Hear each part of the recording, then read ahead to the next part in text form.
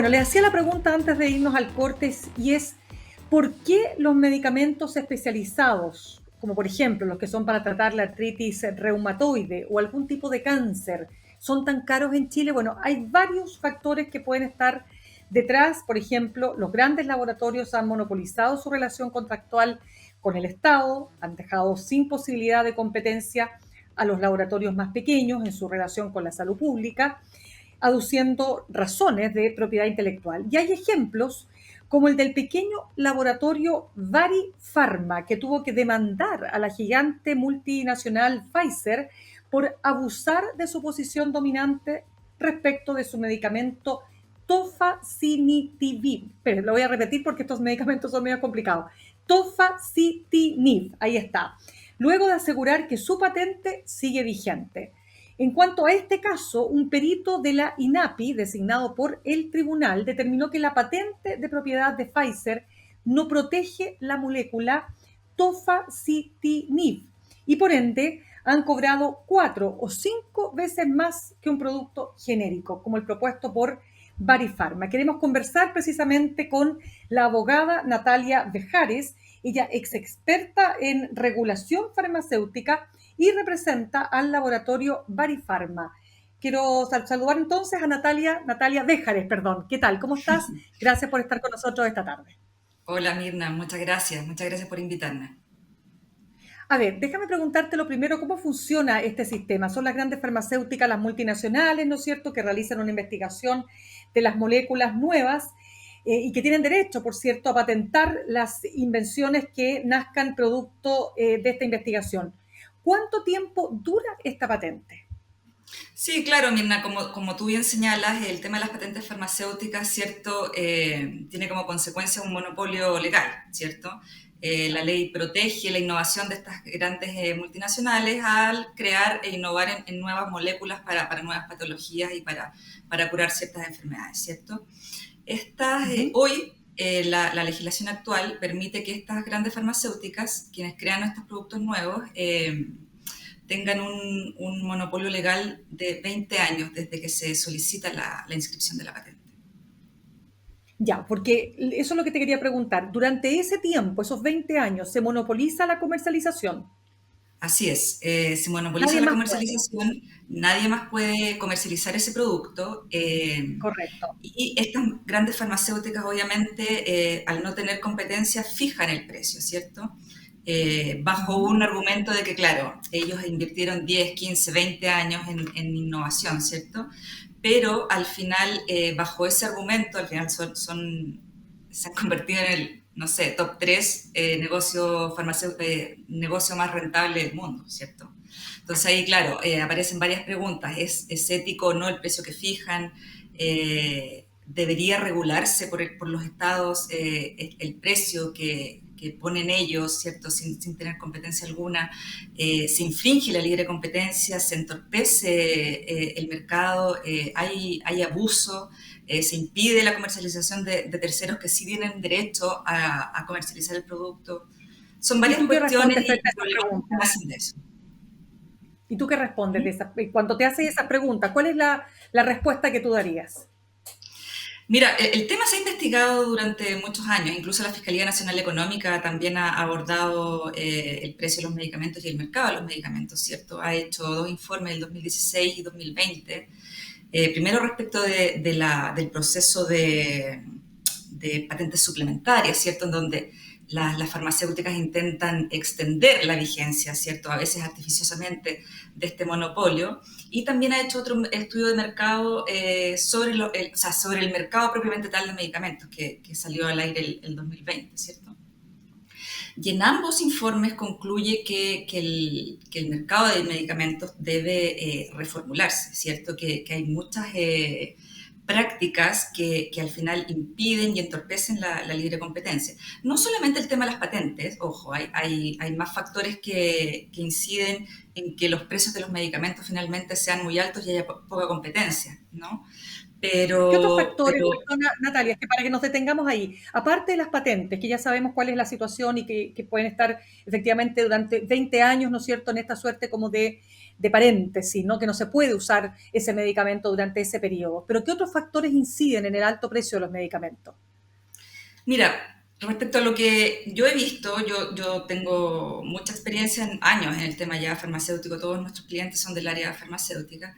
Ujú. Hay un tema que dice relación con las inscripciones de patentes o las patentes de estos medicamentos cuando no están correctamente inscritas, por lo tanto no protegen en definitiva la molécula que dicen proteger. ¿Bien? Ya. Eh, yo particularmente, mi oficina está patrocinando la defensa de un laboratorio, como tú bien decías, Barifarma. A Barifarma, Ujú. una gran multinacional farmacéutica, los demandó. ¿Ya? Nos demandó hace 2 años atrás por supuestamente infringir una patente farmacéutica de propiedad de esta multinacional. ¿Bien? Ya.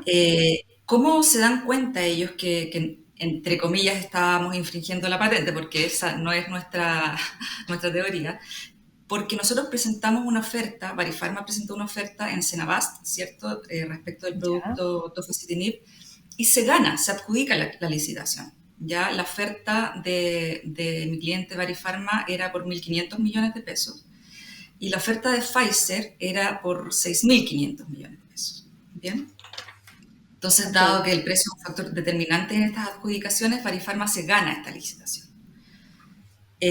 Al ganarse la licitación, esta multinacional comienza a enviar cartas, ¿cierto? El cease and desist, que se denomina, que dice, oiga, está infringiendo la patente, lo invito a bajarse de esta comercialización.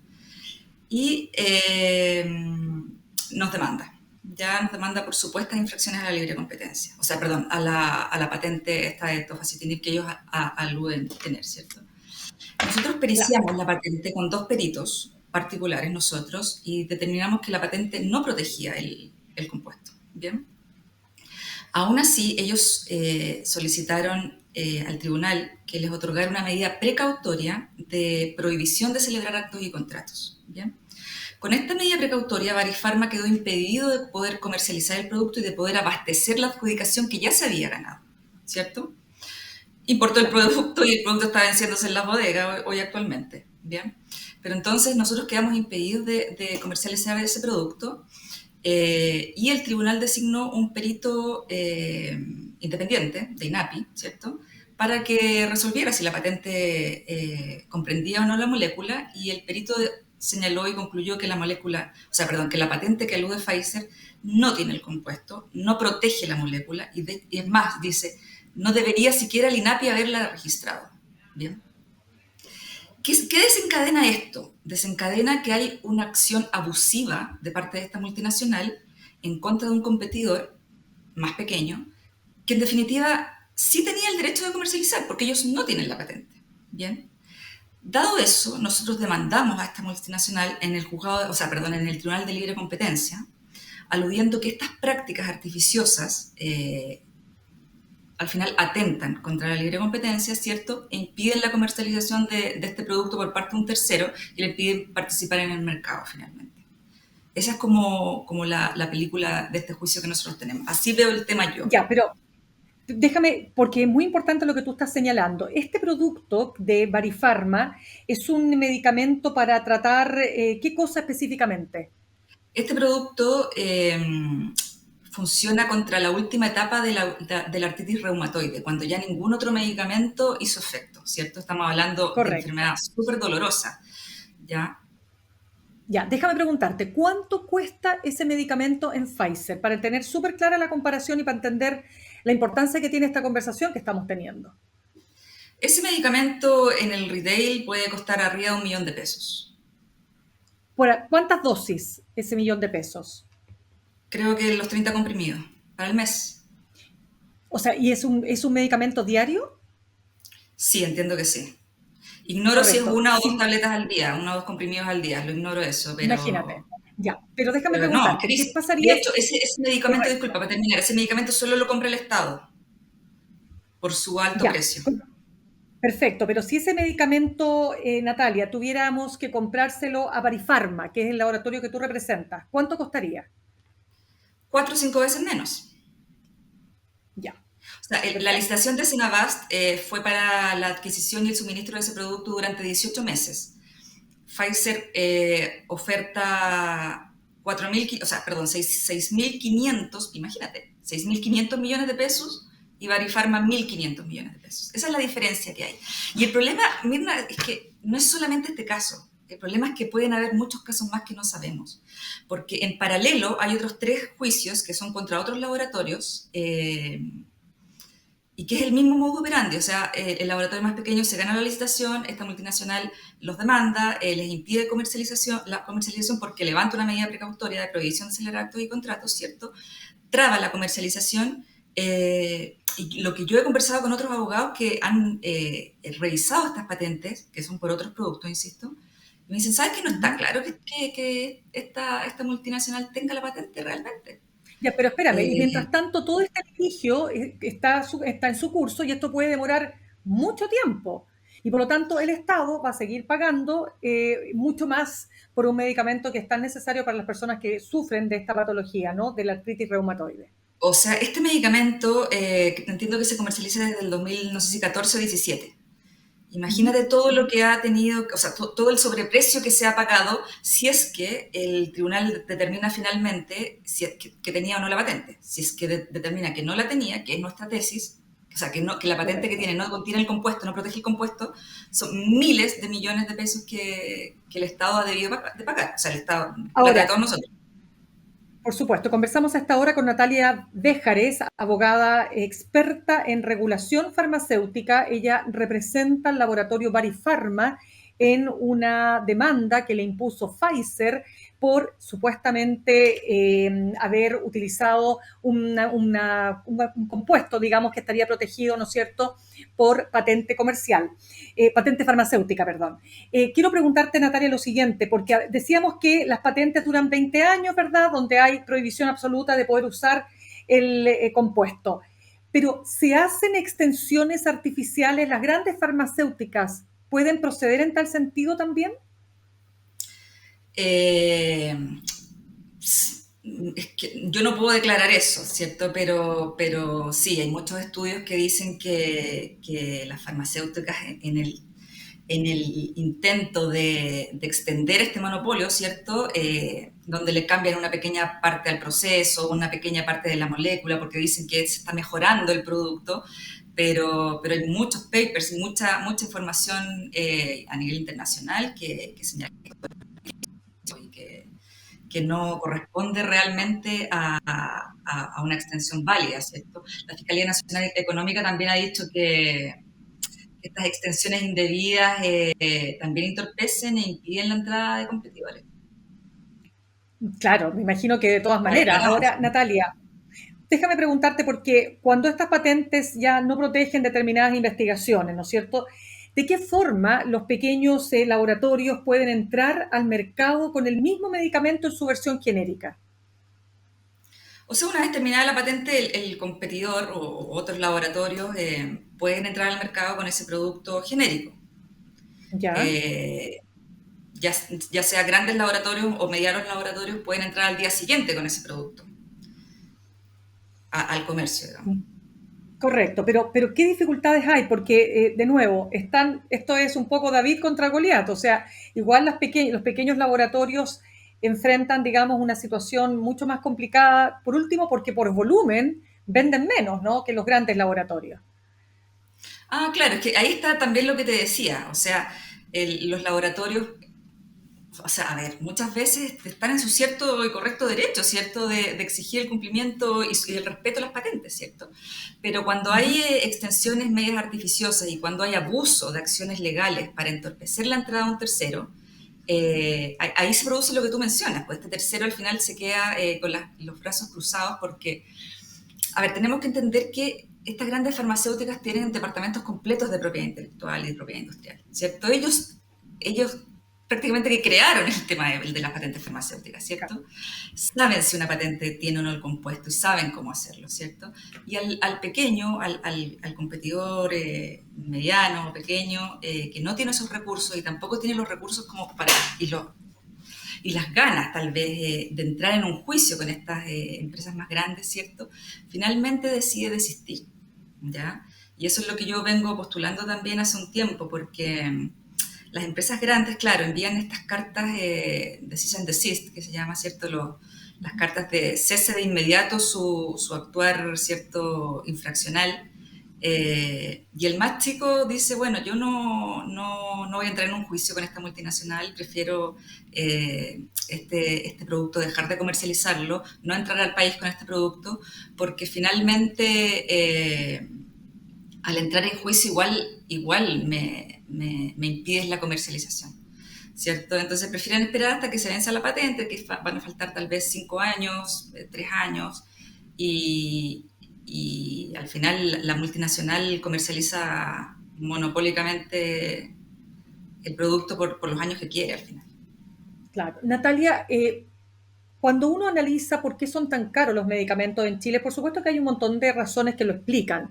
Se han hecho reportajes donde se hace, por ejemplo, una comparación del mismo medicamento, cuánto cuesta en Chile, cuánto cuesta en Europa, y nos encontramos con unas diferencias, pero que son impresionantes. Muchas veces las farmacéuticas lo que dicen es que lo que hay detrás es que cuando en Europa, por ejemplo, los medicamentos son baratos es porque tienen subsidio del Estado. ¿Es esta la razón más importante o hay otras razones que expliquen por qué son tan caros los medicamentos en Chile? No, es que es multifactorial. Efectivamente, o sea, primero hay que distinguir, son los innovadores o los medicamentos genéricos, o sea, los similares, los medicamentos similares en Chile tienen un muy bajo costo en comparación a los medicamentos, o sea, a los países del OCDE, ¿ya? En donde Sí, se dispara efectivamente es en los productos innovadores, ¿bien? Ahora, ya. efectivamente hay algunos países en donde está subsidiado, ¿cierto? Y el gasto bolsillo es menor. En Chile los medicamentos, si no tenemos ley Recarte Soto o GES en general, no están subsidiados. Bien, por eso el gasto de bolsillo es tan alto en los medicamentos innovadores, porque en los genéricos, en los biosimilares, o sea, perdón, en los productos similares, el costo es muy bajo en comparación a otros medicamentos, a otros países. Pero Claro. yo diría que sí, que está el tema de poca competencia, o sea, es un mercado en donde es difícil entrar, es un mercado caro, es un mercado donde si hay un competidor que pretende entrar a un mercado donde hay un solo competidor, tiene que hacer estudios de patentes primero que son de varios millones de pesos, entonces hay barreras de entrada, ¿ya? Desde ese punto de vista de la libre competencia es un mercado complejo. Y también tenemos otros aspectos que también ha señalado la Fiscalía, ¿cierto?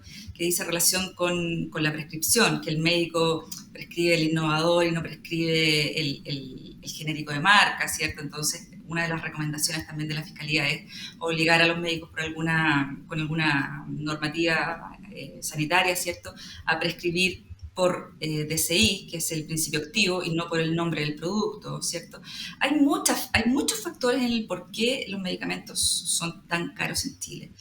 Pero sí, yo quiero hacer hincapié en que el tema de los productos innovadores, muchas veces hay, hay precios que son, por decirlo, no quiero emplear palabras tan bruscas, ¿cierto? Ujú. Pero tal vez un poco éticos, ¿cierto?